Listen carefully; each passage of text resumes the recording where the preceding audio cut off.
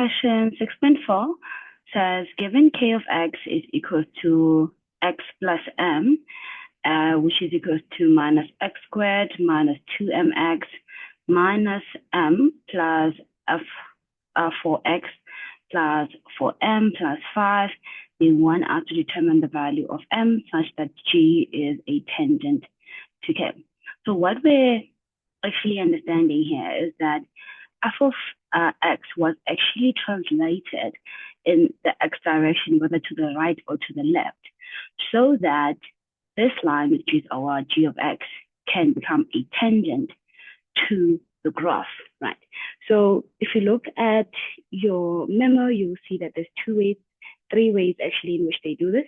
We'll go through the first and the last one because they are a little bit easier for you to kind of understand the concept. So for the first one, what they did is we understand that with tangents, we get tangents from gradients. So they went ahead and calculated the derivative of k of x, which is minus 2x minus 2m plus 4.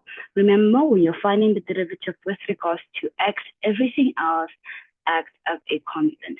So in this case, that's a constant, and that's constant. And that's why we get this as a derivative. Now, let's remember that we want this derivative to have a gradient is equal to 2. So we are actually looking for where x would then be equals to 2 for this particular derivative. So we're going to go ahead and equate it to 2.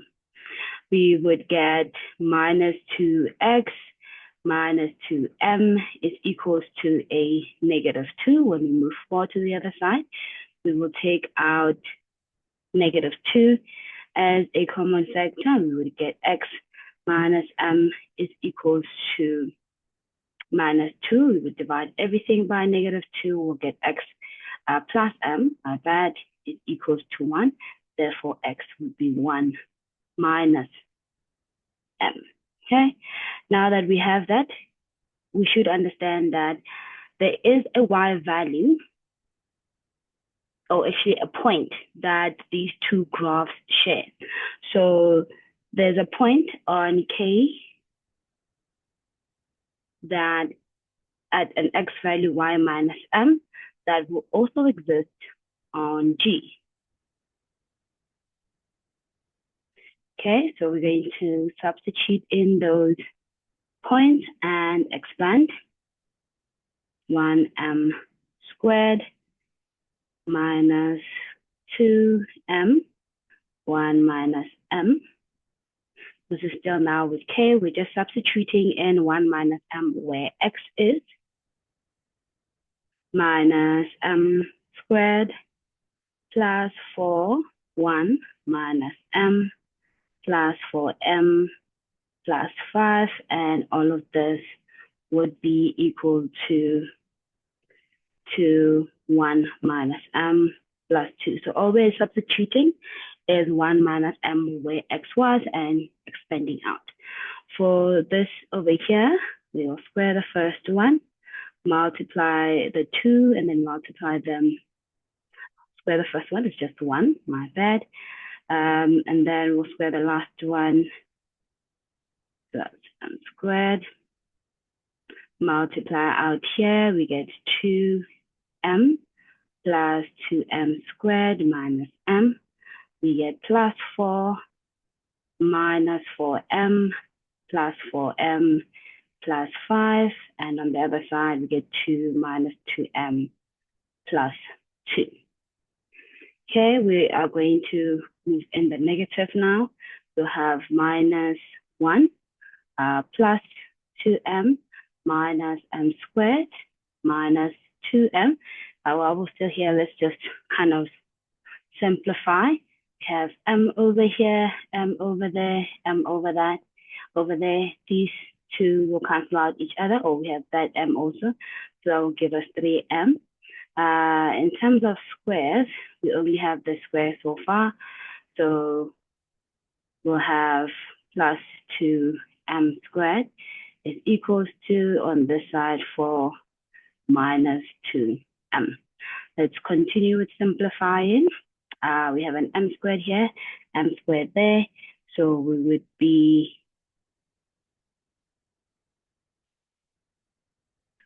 left with, let's see if I didn't miss anything here. Oh, there's a m squared that unfortunately I did not write. Let's just go back.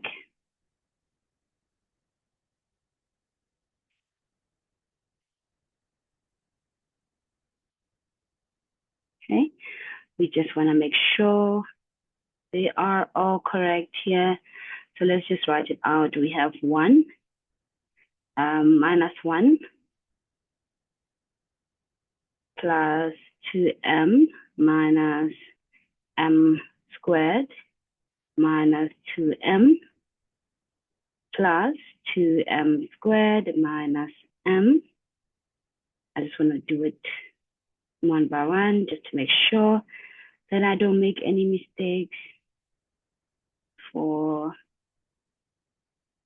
That 4 is fine.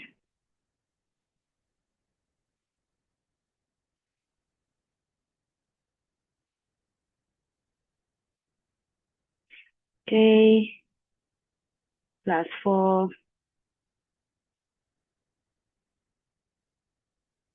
minus 4m plus 4m plus 5 is equal to 2. Oh, let's just make it at 4 negative 2m. Okay, so now let's look for the m squared. We have an m squared over here. And we have another m squared over there.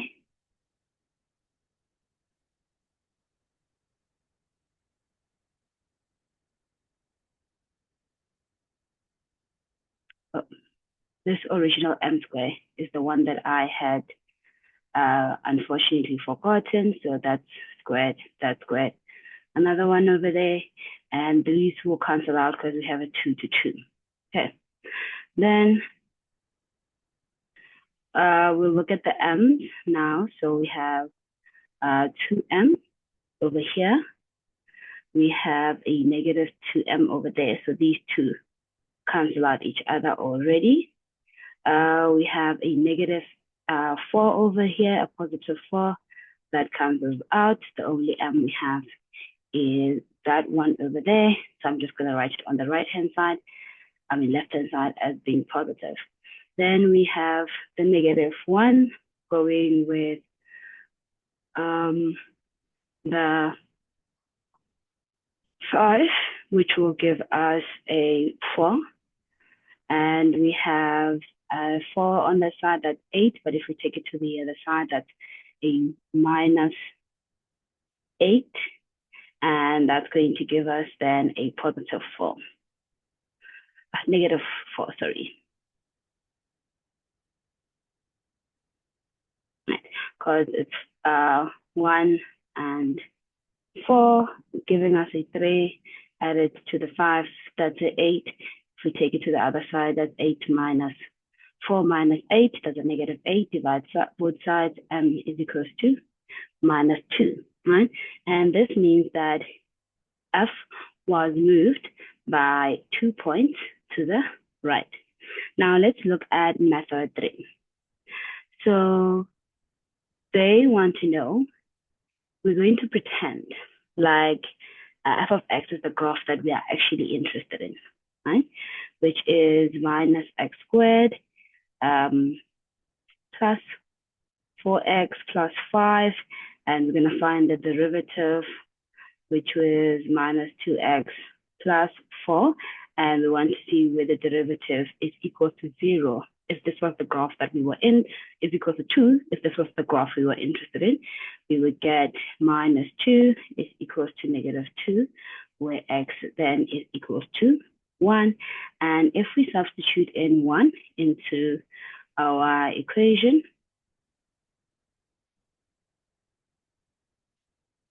we would get 8. Now, the point 8 does exist on our original graph. There it is, it's 3 and 8. But in order for this graph to actually work, it should have been at 3, at 1, and 8, not 3. So we need to then shift the graph. There was a shift of the graph by 2 units to the right. So therefore, we would have to have m as -2 so that we can shift the graph. You can see the point between that to that. Shift the graph by a -2, or shift the graph by 2 to the